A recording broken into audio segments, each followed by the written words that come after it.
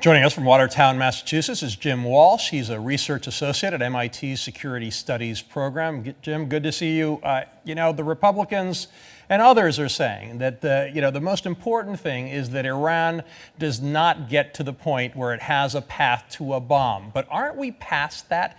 Isn't the best we can hope from this deal that Iran's path to a bomb is a little longer?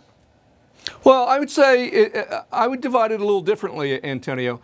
I would say you're right to say that Iran has a basic capability. That's what the Director of National Intelligence, the top intel official in the U.S., has testified to these last several years. He says, they know how to build a centrifuge. You can't bomb that knowledge out of their heads. They built 19,000 of them, so they sort of have a basic capability. But he goes on to say Iran has not made a decision whether to pursue nuclear weapons. They haven't made the political decision, which in my study of the history of the nuclear age, that's what's critical, whether a country says, I want it, and they make it a political priority. All right, so well, that's why this. Let me ask you that question then. You've dealt with the highest level Iranians. They insist they don't want a bomb. Do you believe them?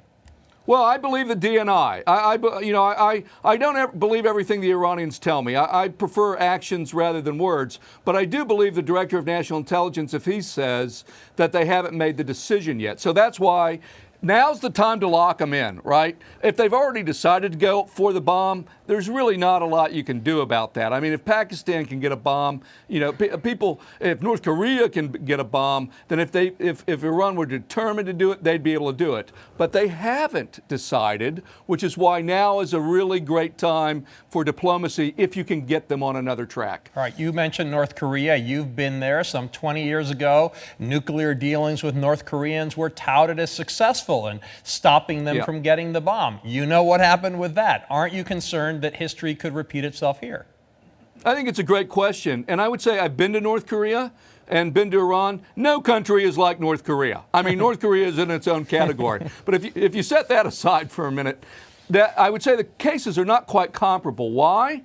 There's no China in the Iran piece.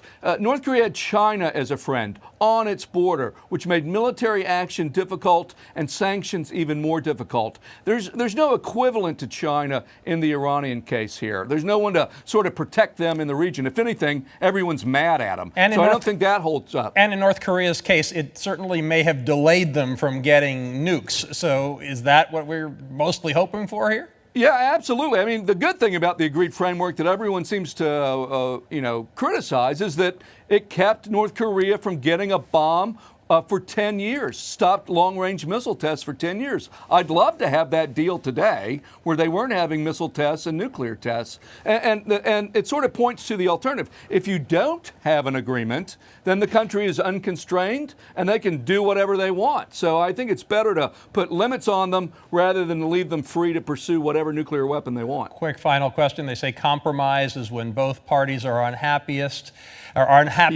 Which side do you think will be unhappiest tomorrow? I think they're both going to be unhappy, but they'll be glad they have a deal. They'll be glad that they can have something they can sell back to their home constituency. You don't get an agreement if one side gets 100% of what they want and the other side gets zero. That you never get an agreement that way. So you have to have something where both sides can go to their hardliners in the U.S. Senate, in Tehran, and say, look, this is good for us. It's not perfect, it's not great, but it's doable, it's better than the alternative. I think that's probably what's going to be announced tomorrow. Yeah.